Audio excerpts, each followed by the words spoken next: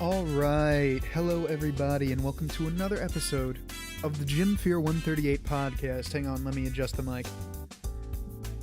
That's better.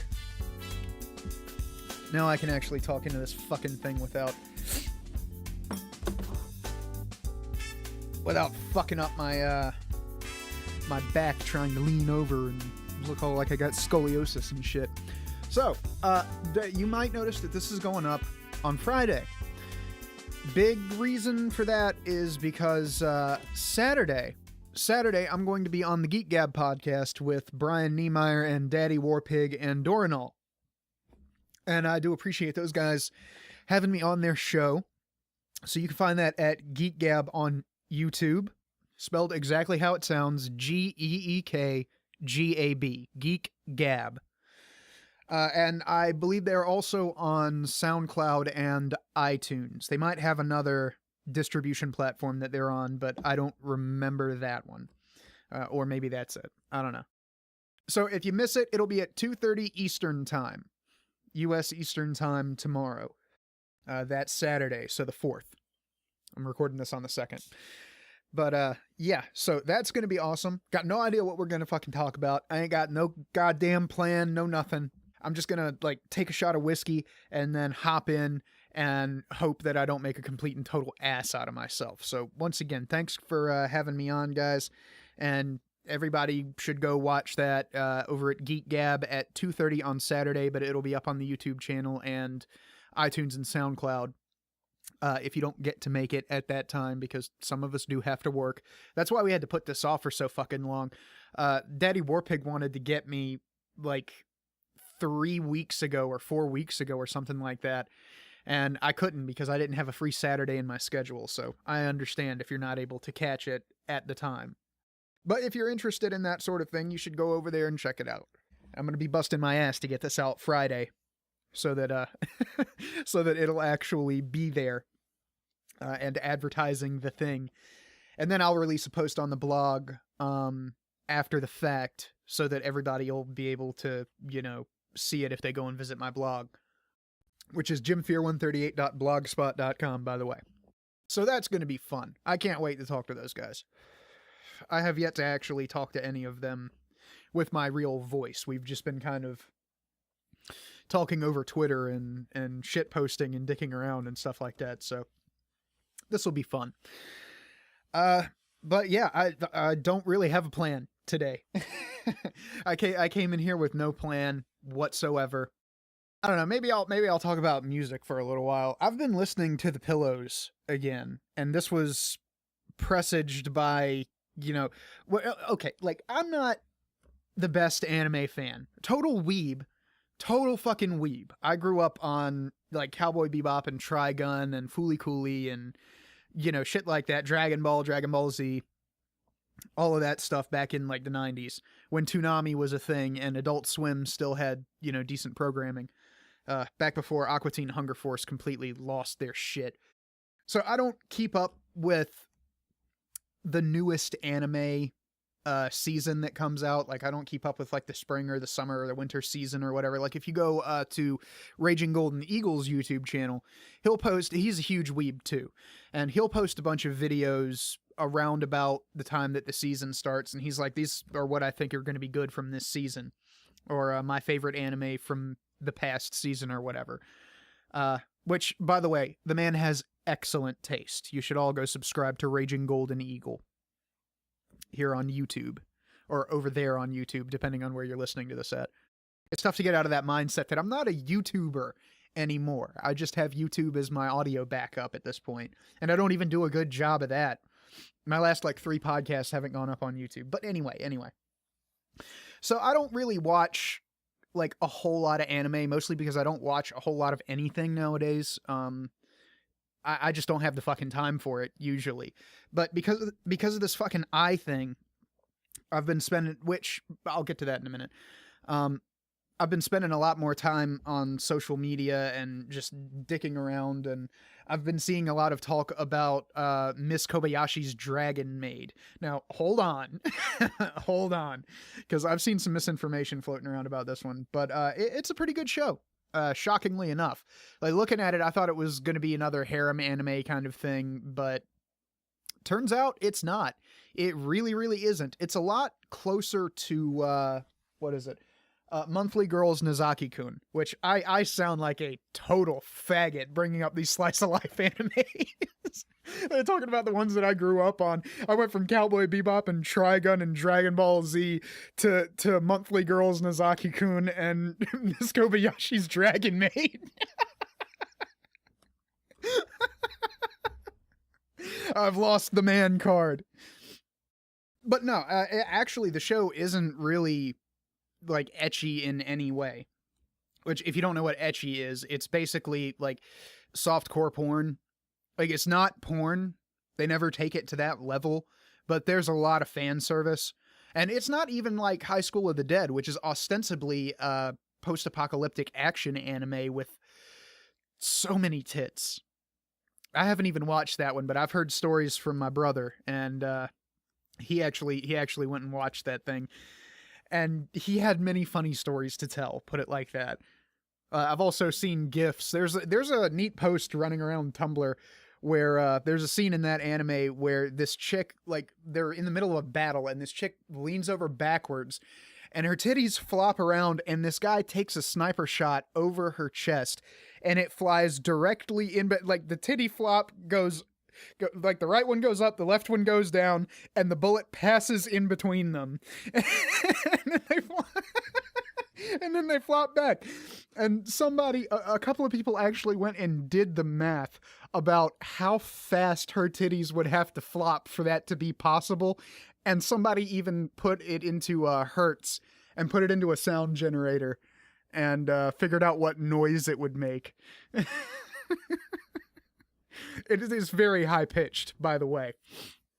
But it turns out that the Dragon Maid show is actually this really neat, kind of sedate slice-of-life show with dragons that run around masquerading as people. Like, if I have one complaint with this show, and it is the only complaint that I have, is that there's almost enough lolly bait in this one to make me stop watching. Like, if there's just a little bit of that shit, I can fucking ignore it. Or if it's something like Monster Musume, I can get by because the character that's obviously the lolly bait character is canonically of legal age. Like, in America, not like Japanese legal age. Japanese legal age is like 14 or 16 or something like that. But this character is like 18. So it's creepy, but okay, fine. I can ignore it. With this one, the character that's obviously the lollybait character is a dragon, so she's like thousands of years old. So by human standards, she's not a child, but by her own species standards, she's still a fucking child, and that's really creepy that they are doing that. But it doesn't come up all that often, and most of the shit is just, oh, that's a really cute kid. Normal people, or as close to normal as I can get, normal people look at it and go, oh, that kid's adorable. That's so cute. What a cute child. You don't take it to that level, but given what I know about Japanese culture and anime in general, I know what they're going for there, and fuck you guys for doing that. I want to call Chris Hansen and invade the offices where this was produced. Why don't you take a seat over there? But other than that, it's a great show. It's got great music. The voice acting is really good. The animation is pretty fantastic. And I know that sounds, it's a slice of life anime. How good can it be? But there's some pretty technical moments in the show, I guess you could say, from an animation standpoint. I'm not an animator, so I'm not really qualified to judge. But yeah, so I'll go through spurts where I'll watch, and I usually never keep up with what's currently coming out. Like, I know that Crunchyroll does like a simulcast where it's airing in Japan and Crunchyroll airs it worldwide, or as close to worldwide as you can get, depending on, your government stance on anime. I don't know why they would have a problem with Crunchyroll. Maybe that's the only thing keeping North Korea going. They have Crunchyroll over there. But I don't usually do that because I don't have the money for a Crunchyroll account.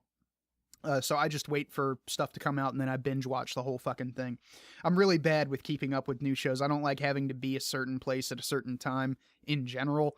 And having to do that to watch a TV show is just not my speed at all. I really do prefer doing my own thing. And then when I want to watch an anime, I'll just look it up on like Chia Anime or something like that and binge watch the fuck out of it. But this one's up to like episode 7 or 8, something like that. And it's pretty good so far. Like I say, I was because I had seen the boozy dragon lady, Quetzalcoatl, funnily enough. And I was like, oh, this is obviously another fan service anime, but it looks kind of cool, so I'll check it out. And then I went and checked it out, and it's this kind of sweet love story between this, like, really normal, dull-as-dishwater woman and a fucking dragon. And there's this cute kid running around doing cute kid shit in the background, and it's actually a pretty good show. If you're into that kind of thing, if you're into, like, slice-of-life anime, go for it. It's not a bad show. But because I grew up with the shows that I mentioned previously, one of the things that I judge an anime by is its music. And occasionally you'll run into something that has really shit music. It's only happened to me a couple of times because I'm fairly discerning about the anime that I watch, because you have to invest a lot of time. You can't watch it. Like, I can watch Agents of S.H.I.E.L.D. or something like that and do other stuff. I can dick around on Tumblr and Twitter and, not write, but, do other shit while I'm watching the show. With anime, most of the shit that I've been watching isn't subbed or dubbed yet. It's all subs. So you have to actually sit there and fucking watch it and read the subtitles to know what's going on. I mean, I took like, I don't know, 2.5 years of Japanese in college. That was my language. But I never really got anywhere near fluent. I was on the level of about, by the time I stopped taking Japanese classes, I was on the level of about I don't know, probably a little bit, like maybe a first grader. I could recognize if somebody is speaking in fluent Japanese, then I could, discern maybe every third or fourth word. Now I'm up to like fifth or eighth word, I used to be able to sit there and watch some anime that I've watched in English a million fucking times, so I already know the whole thing front to back. And I could watch it with the subtitles off in Japanese, and I could actually understand most of what was going on. Mostly because I already knew what they were talking about anyway. But I had, like, the Japanese language training to actually pick up on, like, the words that they were using and figure out what they were talking about through not osmosis, but it's not even really trial and error. It was just kind of like me fucking around trying to understand what was going on with very limited knowledge. I don't know if there's a word or a phrase that condenses that into something that's easier to say than that. But yeah, now I don't really have a whole lot. Like, I know words in Japanese, but I can't read kanji. I can barely make out kana, stuff like that. I'm completely fucking lost. So yeah, those of you who are new here, sorry about this, we're already 15 minutes in. Those of you who are new here, you're finding out exactly how far my weeb faggotry goes.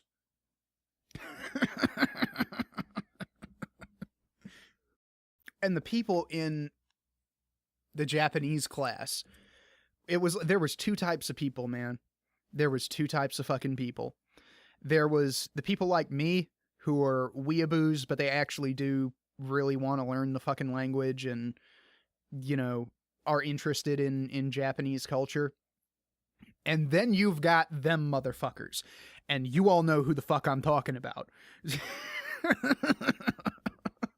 You all know. I'm dead certain that you fucking know who I'm talking about. But for those of you that don't, these are the people that, like, would, before that, they would watch anime in Japanese and would have picked up on a couple of words, and they would sprinkle that into English sentences and shit like that. Like, there were a couple of stoners, a couple of guys like me who were just, they saw this on the language credit, and that was the only language that they were interested in. And then there were the fucking weeaboos. And the weeaboos were annoying. But so yeah, be forewarned if you ever go into a college Japanese class to get your language credit in that. You're going to be shitting yourself. Japanese is insanely difficult to fucking understand as a language. If you're not born into that language, you basically have no hope.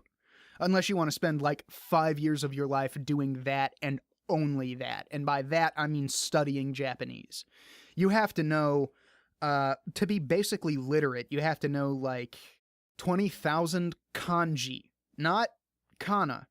There's different alphabets. Japanese has I want to say 4 different alphabets.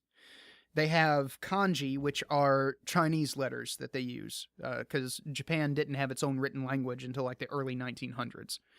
But they have the kanji, which they borrowed from the Chinese, and then they have the kana, which they have. No, it was 3 alphabets. They have hiragana, katakana, and kanji. So hiragana is basically shorthand for kanji. There's only like 42 of them. But yeah, that's right. There are 42 fucking characters in the simple Japanese alphabet. And basically that came around through college students taking kanji and doing it in shorthand, and eventually that evolved into the like basic written language. Like that's kind of how a lot of shit is spelt out just to make things easier. Katakana is basically their it's kind of the same thing as hiragana. It's kind of a shorthand, but it's for Roman letters. So they mean the same thing. Like you can take the hiragana and the katakana for ka, which is one of the syllables in Japanese that these letters represent. And they look completely different, not in every case, but they look completely different. And one is for Japanese words that need to be simplified so dumb foreigners can understand them, because all of these words have kanji for them. You can write an entire sentence in Japanese without using a single hiragana or katakana, and nobody but a Japanese person or a Chinese person will be able to read it. And even a Chinese person will have trouble because the Japanese did some funky shit with the language when they got a hold of it. So yeah, it's really fucking weird. But you can take something like Chicago, the name of the city, and you'll write it out in katakana. There's no hiragana for Chicago. Now you can make that word in hiragana, but it means something in hiragana, but it means something totally different to a Japanese person. It'll say Chicago because those are all syllables that are in the Japanese language. Chicago. Those all have their own letter. But if you want to talk about the city Chicago, then you're going to have to write it in katakana so people know that you're talking about this stupid American thing instead of, glorious Nippon thing. I'm sorry, I said that wrong. Glorious Nippon thing. So yeah, if you want to get into studying Japanese, you're basically going to be there for the rest of your fucking life. You're never going to learn everything about that language. Ever. Like I say, unless you were born there and you do that shit when you're a little kid and languages are easier to absorb, you're going to be there for fucking ever. You're never going to stop studying that language. And you're probably not going to be fluent for like 20 years. Just saying. Depending on your work ethic. If you really buckle down really hard and devote all of your spare time to studying Japanese, you could probably become fluent enough to read the morning newspaper in 5 years. Of course, this is depending on how well you absorb language. Some people are really quick with that shit. I'm not. But buckle down on your calligraphy as well. Because those symbols, especially the kanji, I didn't really have a big problem with hiragana and katakana. I got those pretty well. There's a couple of symbols that look similar, and those fucked me up. But most of the kanji, I just had such a fucking problem with. Because there are kanji that look almost identical, that mean completely fucking different things. And if you use the wrong one, if you I'm not even kind of fucking around here. If you make one line, this symbol is full of 15 lines, right? And individual lines that you have to draw individually if you're doing this by hand and not using a printing press or something. But this symbol is full of 15 lines individual lines, and you have to draw them all. And if you make this line a little bit too long, that symbol means something completely fucking different. It's a huge headache. Kanji is ridiculously hard to get into. So unless you're some kind of fucking super genius, don't bother with Japanese.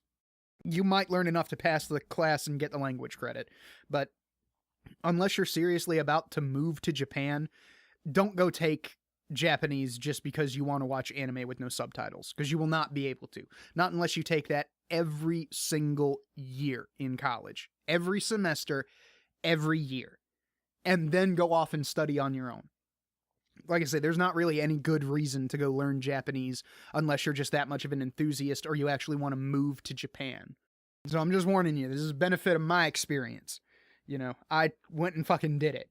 It's not easy. It's really not easy. And you're going to feel like a jackass when you can't remember what a fucking egg is called or how to write this particular kanji that you've written in your fucking notebook 500 times. Or maybe I'm just fucking stupid. That's a possibility as well. But, just saying, wanting to watch anime with the subtitles off in Japanese is not worth sitting through a fucking Japanese course for as long as you're going to need to be able to do that. Especially given how much college costs. So, take Spanish. Just take Spanish. Now, the Japanese course did come with a bunch of other shit. Like, you learn a lot about, especially if you get a cool teacher, you learn a lot about Japanese culture and history and shit like that, and it's really fun. Those parts of the class are really fun. Having to write the same kanji 50 fucking times to make sure that you get it right on the quiz is not. And just doing it so that you get it right on the quiz is not sufficient to, you know, cement it in your mind so that you're able to write it whenever the fuck you feel like it. And if you're not using it every day, like I annoyed the piss out of my family, speaking in Japanese or you know, doing that shit, trying to teach them words so that I could use Japanese and remember the shit that I'm supposed to know for the quizzes and tests and stuff. So if you're not speaking Japanese regularly, and I don't mean like sitting there and listening to anime with the subtitles off is not gonna fucking cut it. It's not gonna fucking cut it. You have to speak it daily. It's best if you have somebody in your class that you can team up with and, you know, just like call them on the telephone or whatever and just speak Japanese at each other. Or do drills and quizzes and stuff with each other. Make a friend and make a really good friend. And then annoy the piss out of them by talking Japanese at them all the time. Because if you're not using it every day, then the knowledge is going to start to slip. Like say, I can remember a few words, but I just can't fucking do it. I just don't have the mental acuity to learn Japanese. Much as I'd like to. That would be really fucking cool. But I saw the kanji shit, and they were like, you're gonna have to know like 20,000 characters to be able to read a newspaper in Japan. And I was like, I can still pass the test, right? Okay, cool. Got my language credit. Which that all went for naught, because I didn't wind up graduating from college anyway. But yeah, just for those of you who are thinking about doing that, be forewarned. Be forewarned. But anyway, yeah, this got way off fucking topic. As if I had a topic to begin with. So, like I said, like fucking almost 30 minutes ago, I've been listening to The Pillows a lot. And if you've never listened to The Pillows, you need to. It doesn't matter if you speak Japanese or not, the music is that damn good.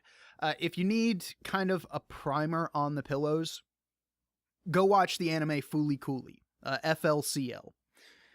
It's only like 6 episodes, so it's not going to eat up that much of your time. But The Pillows did all of the music for it. All but like 2 songs are The Pillows. And those songs come off of various disparate albums from their catalog up until that point. And I'm really, really grateful that the people who made Fooly Cooly got The Pillows to do the music, or licensed the music by The Pillows to put in their anime. Thanks to them, I've been listening to The Pillows since, I don't know, like 9th, 10th grade, something like that. It's been like 14 years, almost, maybe 13, that I've been listening to The Pillows. The Pillows are like, if I was going to describe them in a way that like Westerners would get, I would say that they're the Japanese Beatles, only better. They're better than the Beatles. And there's probably going to be a lot of people, oh, how dare you disrespect me? It's not any disrespect, okay? First off, the Pillows, if you go into their catalog, they released pretty much, roughly, an album a year for like 15 fucking years straight. And the albums were like 45 minutes to an hour long, and they were always full of quality material. I've listened to all of their albums, I've heard all of the EPs. They never wrote a bad song. They never released a bad album. They never have that album where it's like, I'd like this. Well, maybe if you're not in the mood for like a slow song or an acoustic song or, you know, a punkish song, then you'll skip that song. But the song is still really fucking good, even if you're not in the mood for it at the time. Meanwhile, the Beatles released like a lot of albums. They released a whole shitload of albums. No, I don't want to download the Beatles' entire fucking discography. God forfend. Here we go. Thank you, Wikipedia. So, albums. We're just gonna go with studio albums because we don't care about mashups or compilations or live stuff right now. So, they released 62, 63, 63, 60. Jesus Christ. That's like 6 albums in a fucking year. God damn. Okay, so the Beatles were a little bit more prolific than I had originally thought, but they stopped in 70 with Let It Be, 1970. I'm pretty sure that the Pillows have more studio albums in their catalog. I would have to compare. Well, I can, because I can edit this part out of the podcast. So, studio albums. From 91, they skipped 93, skipped 96. Yeah, no, it's about comparable. Hang on. 1, 2, 20. Okay, so the Pillows have 20 studio albums. Okay, and the Beatles have 24. So the Beatles catalog is bigger than the Pillows right now. I say right now because they just released Stroll and Roll last year, which I haven't heard that one yet. I'm going to have to go check that out. Yeah, they also have like 5 EPs. But, and a whole shitload of singles. Like, Jesus Christ, guys, calm down. They also did the, like I say, they did the Fooly Cooly soundtrack. But, like, the Pillows are basically the Japanese Beatles, in my opinion. I think that their music is better than the Beatles. I get tired of listening to the Beatles after a while. Never got tired of listening to the Pillows. Their music is more exciting, they have more range, they do more stuff, and they didn't need drugs. They didn't need drugs and Eastern mysticism to go out and, you know, make different sounding music than the shit they'd been recording for like 5 years. Not that I'm disparaging the Beatles here. I just prefer the Pillows. I still like the Beatles. I still think the Beatles are a great fucking band. The Beatles absolutely deserve all of the accolades that are afforded them, I guess, if that's the right way to phrase that. I just prefer the Pillows, personally. I would rather listen to a Pillows album than the Beatles. And it really doesn't matter if you can speak Japanese or understand what they're singing about, because the lyrics usually don't make any sense anyway. Like, I've looked up translations for Pillows songs, specifically the ones that were used in Fooly Cooly. They make no sense. It's fucking nonsense. Like, one of the songs from Fooly Cooly is actually about, like, a giant kaiju fight. And the kaiju are the most ridiculous fucking thing. It's like a giant lobster or something. I think Ride On Shooting Star, the ending song for Fooly Cooly, the end credits song, was about this giant kaiju fight. If you go on with the music video for Ride On Shooting Star is really, really fucking entertaining. But the Pillows is basically 3 guys, and they've been writing this music for the entirety of their career. Like, it's the singer and rhythm guitarist, the lead guitarist, and the drummer. And they've kind of had this revolving door of bassists, you know, just kind of coming through, which is, like, their first bassist was really, like, the driving force behind the band. So if you go and listen to, I want to say their first 2 albums, yeah, Moon Gold and White Incarnation. That's why they skipped 93, because they had to find a new bassist. Their original bassist left the band, and he was like the songwriter. He was the guy that he just kind of told the rest of the band what to do. And then he left because he wanted to go do other shit. And I think he actually was really, really fucking successful musically, in Japan at least. And the rest of the guys were like, oh shit, well, we've got this band, but how are we going to write the music for it? Now we have to step up and actually write our own music. You know, we don't have that guy around anymore. And he was a really good friend of ours, and what the fuck are we going to do? So they shopped around, they got a new bassist, and they started writing their own music, and I think it's better. I think that their first 2 albums are really good, but the stuff that came up after that, like, just for an example, Cool Spice is a really good album.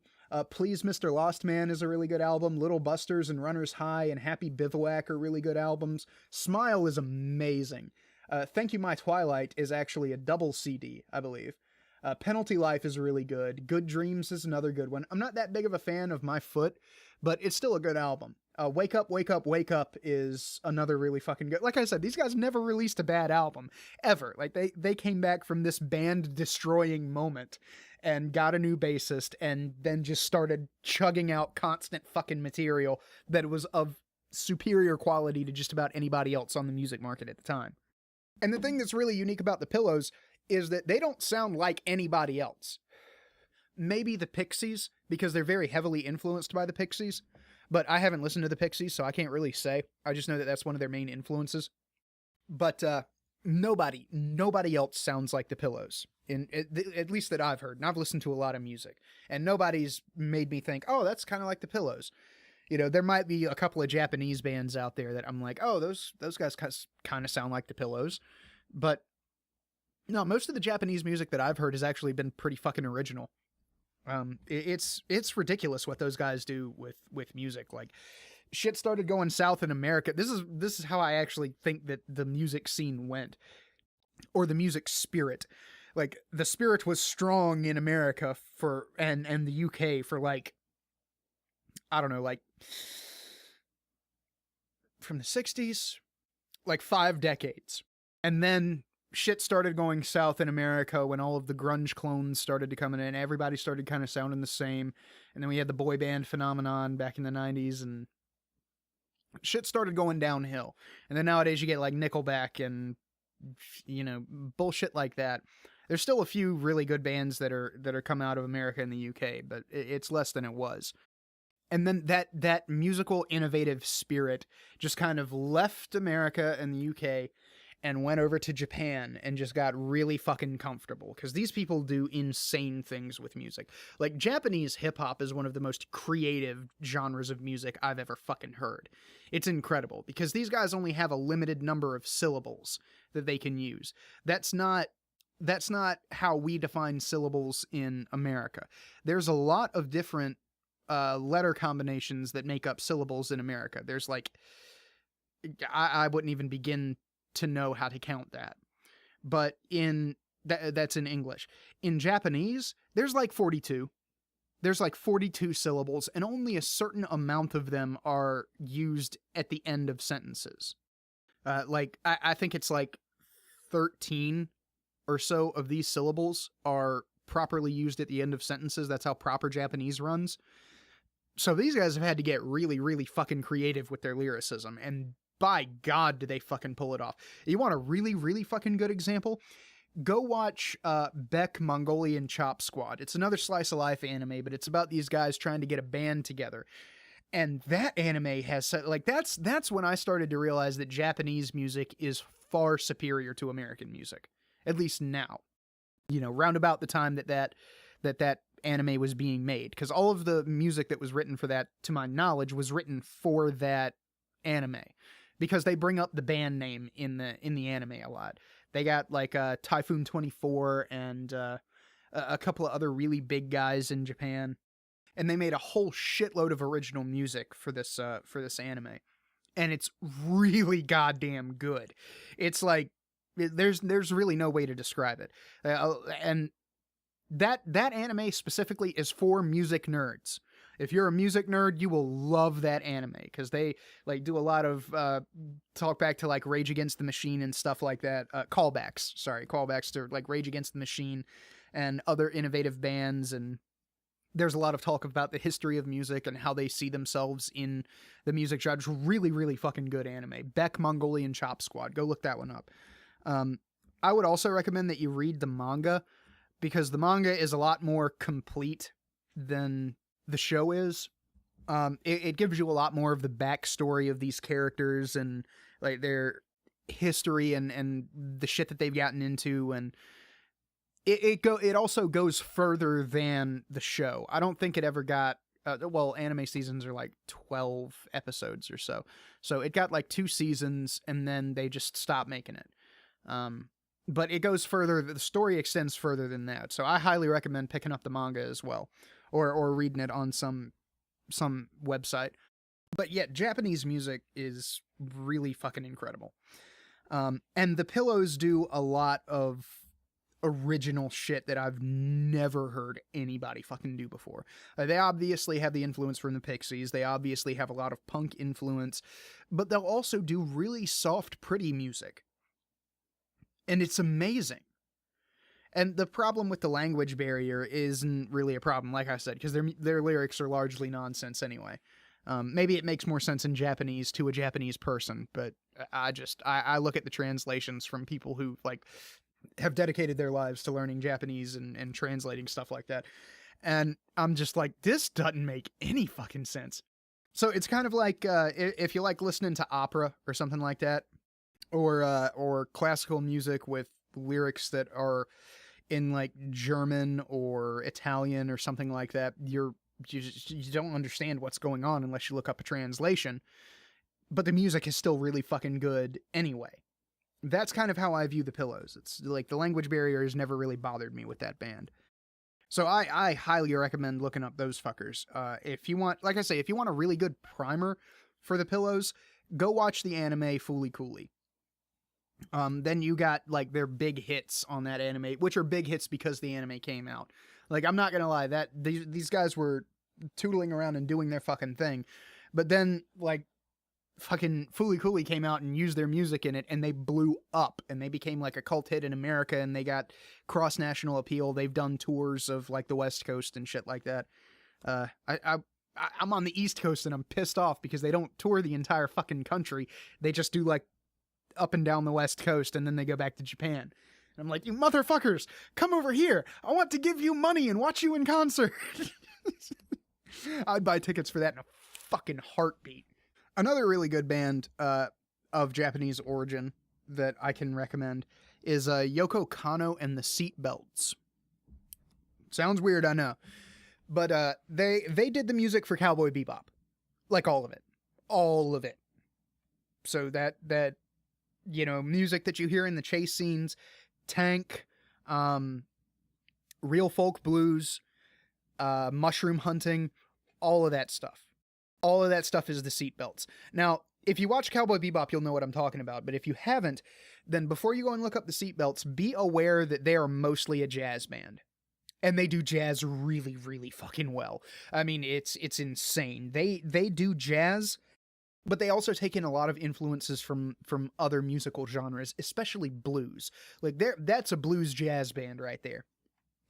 Or jazz blues, depending on how you want to look at it. They also do electronic music and stuff like that. Like, they add all of these different things. That's the great thing about Japan, is that this is something that I think I was trying to articulate earlier when I was talking about just the general quality of Japanese music and how original it is.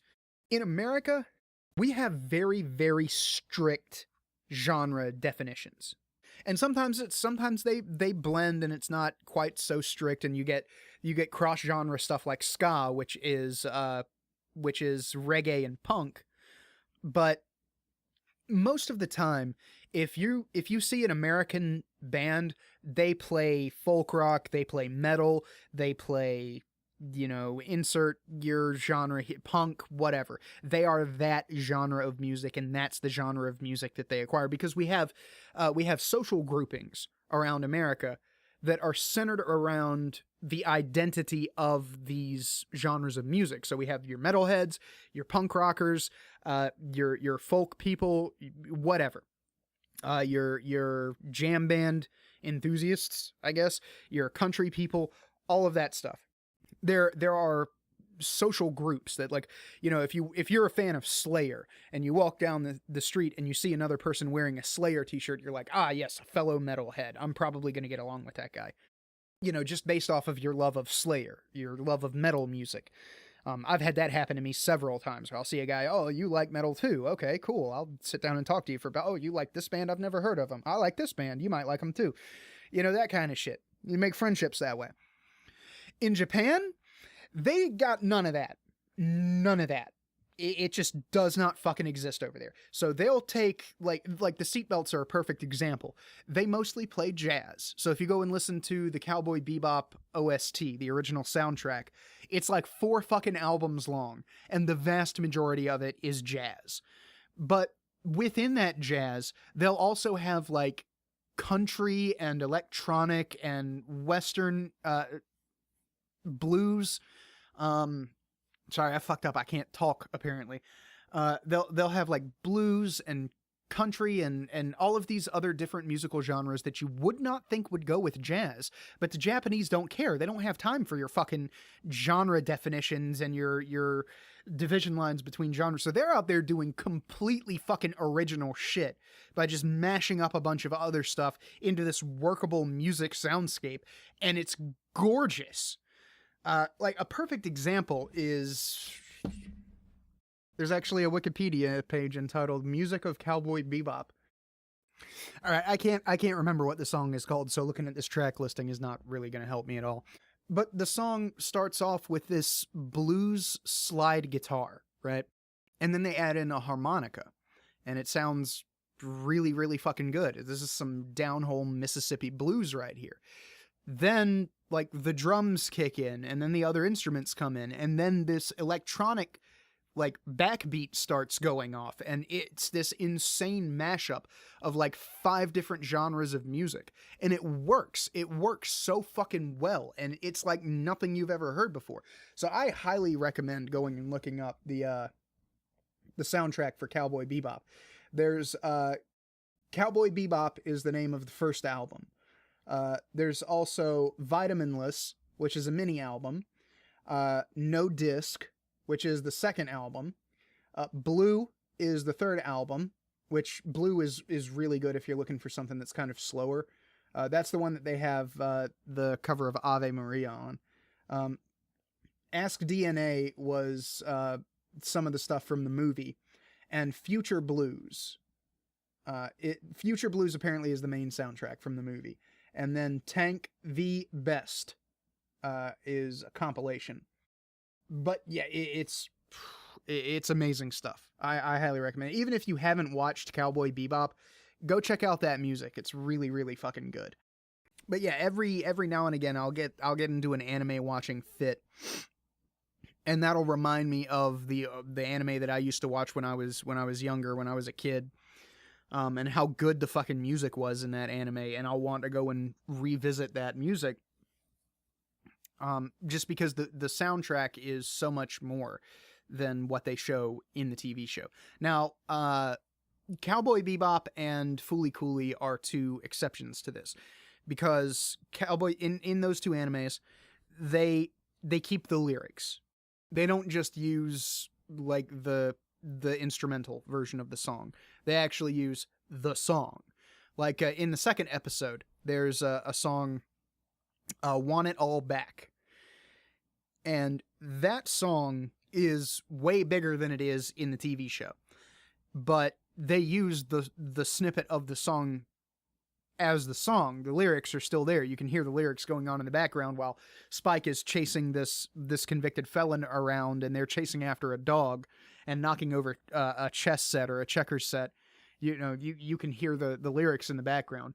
So they give you a more complete picture of the music, whereas you go to different anime and you're like, oh, I really want to hear the music they used in the fight scene in this anime. And then it turns out it's this huge fucking production that, has like multiple singers and shit like that. And it can be pretty jarring and surprising, but with the music in Cowboy Bebop and Fooly Cooly, they actually use, like I say, if you go and watch Fooly Cooly, you'll get a good primer for the Pillows music. That has Blues Drive Monster, Little Busters, Runners High, Hybrid Rainbows, I think Sleepyhead is on it. I think they even use White Ash at one point, which White Ash is a good Pillows song. That's them at the top of their fucking game right there. White Ash is amazing. So yeah, I highly recommend going and checking that shit out. Sorry that this was the fucking Weebcast from hell. But like I say, I've been watching the Dragon Maid anime, and it's got me thinking about all the other anime that I've watched, and I've been listening to the pillows and the seatbelts. Specifically the Cowboy Bebop soundtrack. The pillows, I'll just pick an album and let it fucking ride, because like I said, they never released a bad one. Highly fucking recommended. Go listen to the pillows. Also checked out the dub for One Punch Man, and it's actually done pretty well. From what I could gather at it, I've been like watching some of this stuff at work, because I'll be set up in an area and I'm doing my job in a certain area, so I just have like a little, it's not a desk, but I call it a desk, and I'll just like set my phone up and press play and let it play, and then do my job around it and look over the screen occasionally. But the dub for One Punch Man was actually pretty fucking good. Like, I recognize a lot of the voice actors that they used. Like, for example, I'm fairly certain that the Beast King guy, the big lion man that shows up and threatens Saitama at one point, and I want to say like episode 2 or 3, that guy, I'm fairly certain that they got the same voice actor who did Leomon in the Digimon. Which, by the way, nice choice, you cheeky fucks. You thought nobody was gonna notice. I don't know, maybe it's not the same guy. Sounds like him to me. But, yeah, the guy that they got for Saitama is not... He doesn't sound anything like the Japanese version. But it's a dub, so it's not really supposed to. And he's got this very, like, deadpan, I don't care delivery. Like, I'm the strongest motherfucker in the world, so what the fuck do I have to worry about you about? Like, this is all kind of an inconvenience to me, because I can kill everybody in the room just by, like, flicking a booger at them. Which, that's another anime. If you're into fighting anime, go watch One Punch Man. I know I'm probably late to the game, and most of you guys who are interested in that kind of thing have already seen it. But One Punch Man is basically a deconstruction of the fighting anime. Like, it's like the antithesis to Dragon Ball Z while doing it better, essentially.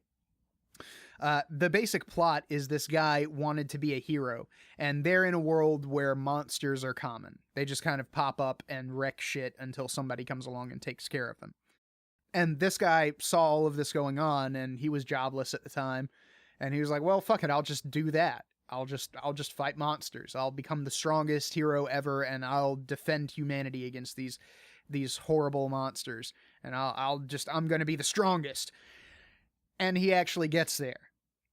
And that's where the anime starts. It like, the first episode gives this guy's backstory in like half of the episode. It only takes like half the episode to give this guy's backstory. And he trained and became the strongest, and now he can literally kill anybody in one punch. He just like hits them in the chest, and then their body fucking explodes because he's that strong.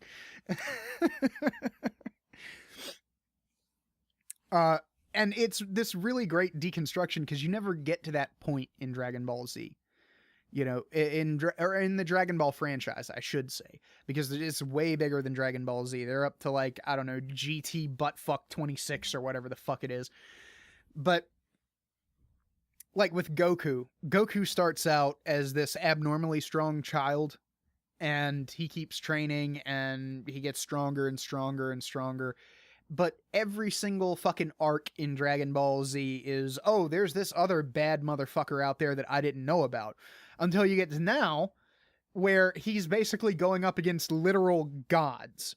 Like, actual literal deities are coming down to Earth and trying to fuck with people. And Goku's just like, alright, I'm not having this. You need to go away before I make you hurt. And then it's this huge fight, and he's, oh, I can't believe this guy's power level, and shit like that. You know, which is pretty much everybody but Saitama in One Punch Man. Saitama is the big guy, but nobody knows that he exists for like the first half of the anime. You know, there's monsters all over the place, and these guys come up and try to take care of him, and it's like, oh my god, how could we handle this guy? He's so powerful, he could kill us all, you know, there's no end to his power. And then Saitama comes up and it's like, look, I've got to go to like the grocery store, because there's a sale on today, and I'm kind of poor, so can we like finish this fast, because it's kind of a walk. you know, and then they just like, oh, you think you can handle me, you silly human, and I'll kill you just by thinking about it really hard. And then, you know, Saitama hits him and it's over. Which, by the way, just for your information, an FYI kind of thing, if you like the theme song to One Punch Man, there's a guy on YouTube who does amazing covers of songs called Jonathan Young. And he did the One Punch Man theme song in English. He like translated all the lyrics and everything. And he made it somehow more metal. Like, I like his version better than the original version. But yeah, he also did a cover of I'll Make a Man Out of You from Mulan, and I Just Can't Wait to Be King. That's the name of the song. He did a cover of I Just Can't Wait to Be King. He's done some stuff from... he did Halloween from Nightmare Before Christmas, and a bunch of other shit. Like, his channel is just full of really fucking good music. So, Jonathan Young, go look that guy. I'll put a link to his fucking YouTube channel in the description. Actually, I'll just put the One Punch Man theme song down there, and you guys can go and figure it out for yourself, whether or not you want to subscribe to this guy. I've actually bought music from him. He's so good. So, take that for what it's worth, but I highly recommend the guy's cover of One Punch Man and most of his other music as well. I haven't really heard him do anything original. Well, no, that's not entirely true. He's got a couple of original songs out there. They're really good too. This guy's just stupid talented. Like, he does all of the instruments himself. He can drum well, which, you know, I'm a drummer. I haven't drummed in like a couple of years now because I don't have space for my kit. And I got tired of setting it up in the fucking carport, which is kind of like an open air garage for those of you who don't know what a carport is. It's just like an open air garage, and it's like rain gets in, and it's just really bad for a drum kit. So I just got tired of setting it up out there. But, you know, speaking as a drummer, usually when a guitarist or a singer tries to get down and do percussion, it doesn't work out. The only group I know that's able to do it properly, well, no, that's two. There's two groups I know that are able to do it properly, and that's the Foo Fighters and Godsmack. If you go and watch An Evening with Godsmack, which I highly recommend, it's a great fucking album. It's a great concert. It's like watching the Alice in Chains Unplugged that MTV did back in the 90s, which is also a great concert.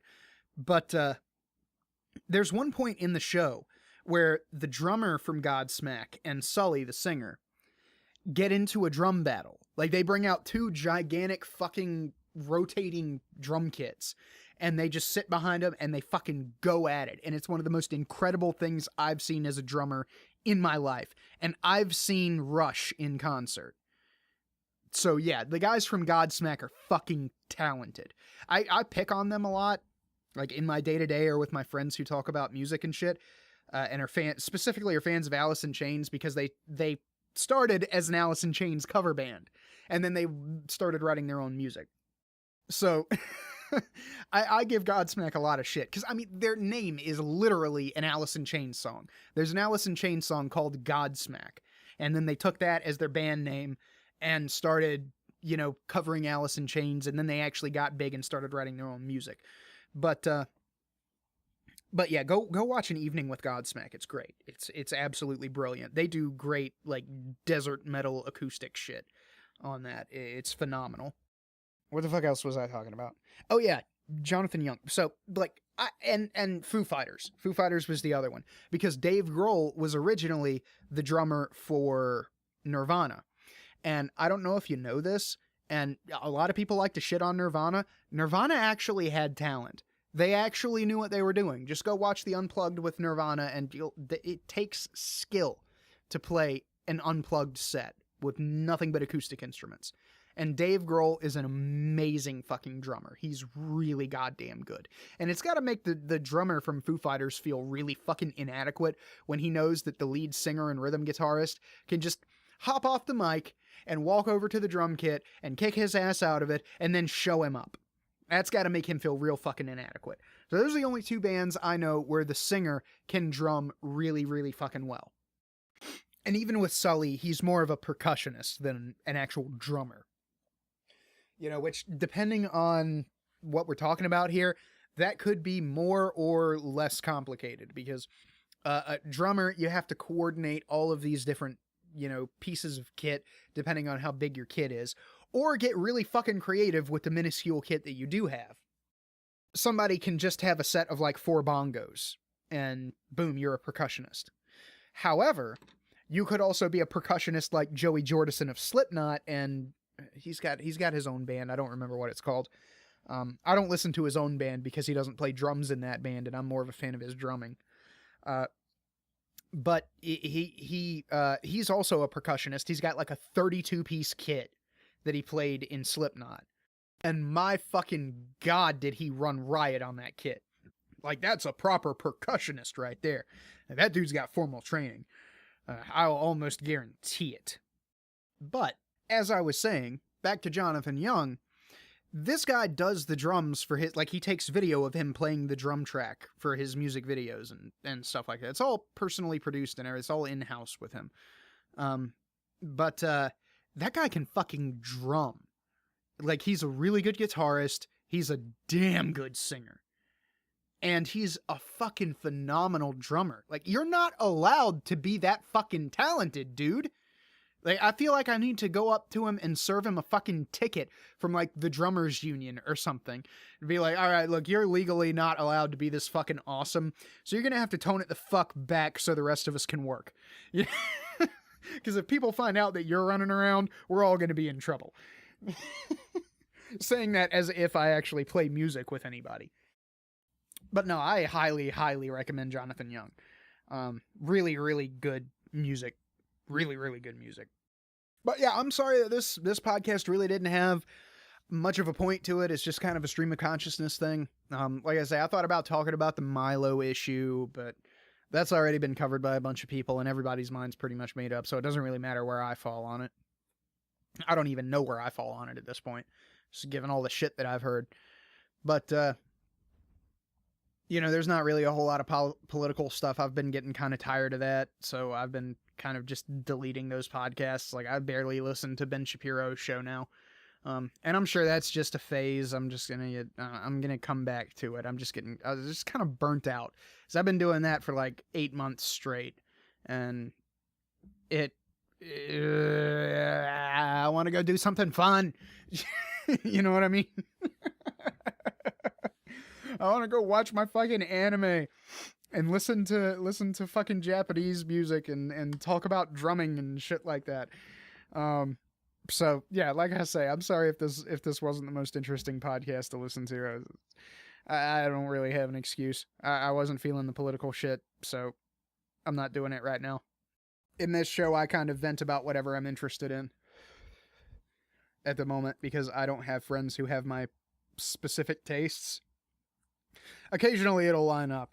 Like back when Monster Musume was a thing, when that was airing.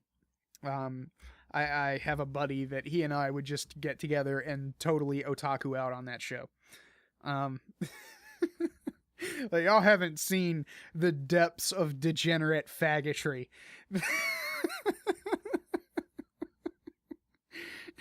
that I'm capable of.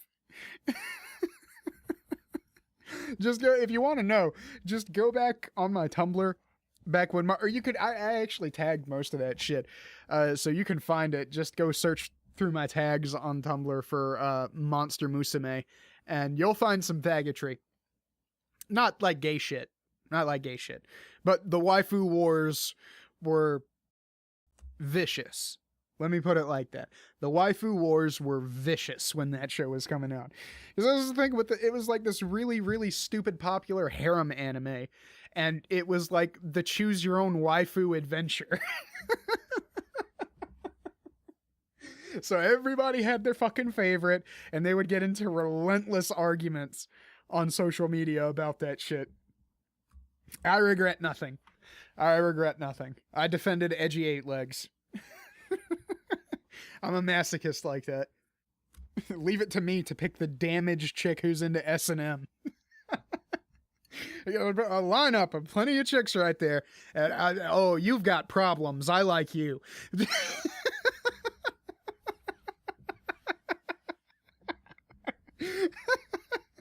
This is why I don't date. I'm only attracted to and attract damaged chicks. God forbid I find a fucking normal woman. Ever. I'll get bored too fast. But yeah, that was another fun show. It was totally devoted to fan service. Like there's a story there, but it really doesn't matter. Like, that show is all about the monster titty. That was pretty much it. Just this endless smorgasbord of boobies.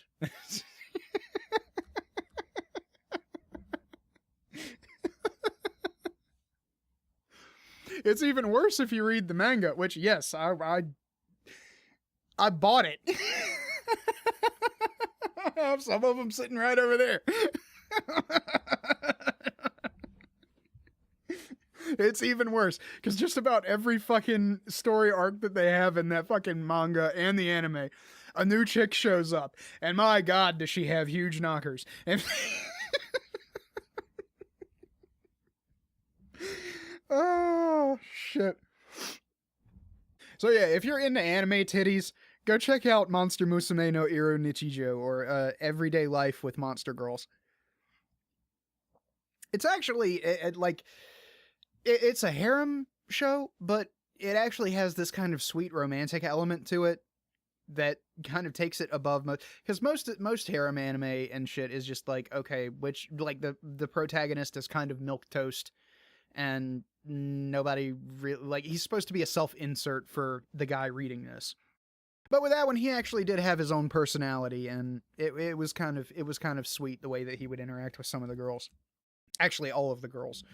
But I'm not into pedo blue, so yes, I did watch that show so much that I came up with nicknames for all of them, mostly to disparage people that had chosen them as their particular waifu for that anime season. But that was going on at the same time that the One Punch Man thing, when that anime came out. Those were running at roughly the same time. So, like, the meme fields were fucking rich. That, I don't know, like, 2.5 months, or whatever it was. There's One Punch Man memes going on all over the place. Oh, there's more titties.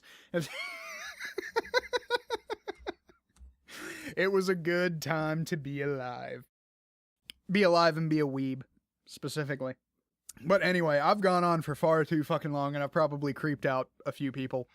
So, yeah, thank you guys very much for listening. This is not a representative podcast. This is not how this shit usually goes. I've just been watching anime, and I kind of wanted to talk about Japanese stuff, because I actually am a fan of the culture. I really do like Japanese culture a lot. I think it's fascinating, like everything about it, from their music to the food that they eat to the the religion that permeated Japan before Buddhism was introduced and became the state religion.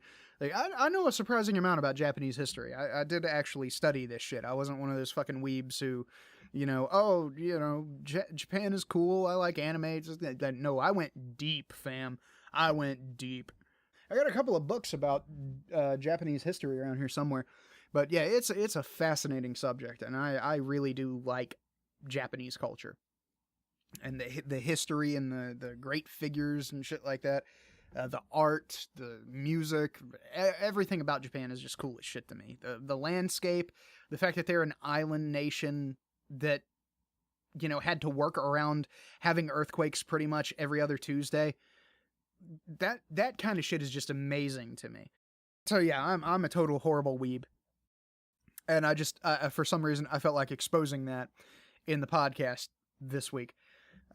So sorry about you guys having to put up with that shit. If you listened this far, you deserve a fucking medal. You should contact your congressman and let them know that you deserve a Purple Heart or something for being injured in the field of battle, for having to put up with my weeb faggotry. But yeah, I guess that's a fucking podcast, everybody. I've gone on it'll probably wind up being about an hour. So thank you all very much for listening. I really do appreciate it. If you want to support what I'm doing here, I don't have a Patreon. I haven't hit that level of whore yet. it might happen one of these days. Maybe if I actually get, like, I hesitate to use, I hate to use the word fan base, because I don't think anybody should be a fan of me. I don't really deserve it. I'm just some drunk dickhead. I don't understand why people would be fans of me. But if I ever get enough people who put up with my bullshit and find me entertaining, maybe I'll open a Patreon to make cigarette money or something. I don't think people would actually give me money, but just for doing what I do here. But if you do want to support me, we have a couple of options. You can go to my website. There is a shop tab where you will find the various audiobooks that I've done. The ones that I get royalties off of are the Catherine Kimbridge Chronicles right now. There might be a couple being added to that list, but I did books 6, 7, and 8 in the Catherine Kimbridge Chronicles. And the quality varies pretty wildly because I started with book 7 and I knew what I was doing, but I was also working with an inferior mic to what I have right now. And I still didn't understand all about like EQ and shit like that when I was doing it. So it's kind of inferior. Then 8 is where I was really like starting to figure everything out. And then 7 was where I had refined 6 was where I had refined my fucking technique. So 6 is really good quality. 7 is like jumping from 6 to 7 in sequence is going to be like, whoa, what the fuck? But I do get royalties off of those. So if you want a good sci-fi thing read by me and you also want to support me, then go ahead and pick those up. I would really appreciate it. I know the author would too. He actually writes some pretty damn good science fiction. So go over and support Andrew Beery.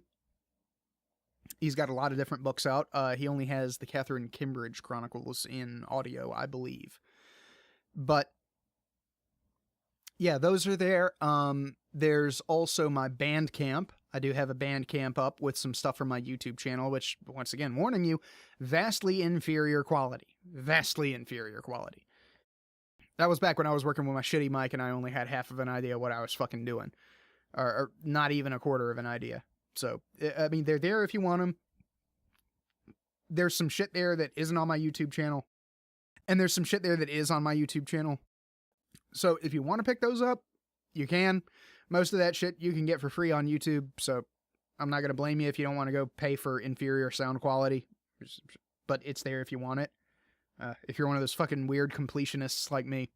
There's also Aaron Clary, which you can find at captaincapitalism.blogspot.com. I've done 2 of his books. I've done Reconnaissance Man and Enjoy the Decline. They were very fun to record. I don't get royalties off of those books, but you should go and pick them up anyway just for the life advice that he doles out in them. Very, very good information included in those books. So, highly recommended, not just because I recorded them. If you want to get the Kindle version, go get the Kindle version. He also has them in print. He also has a bunch of other books out there. I don't know if Behind the Housing Crash is still up, but there's all kinds of shit going on at Aaron Clary's website. He has a YouTube channel, and he also does podcasts. So go check out Aaron Clary, AARONCLAREY.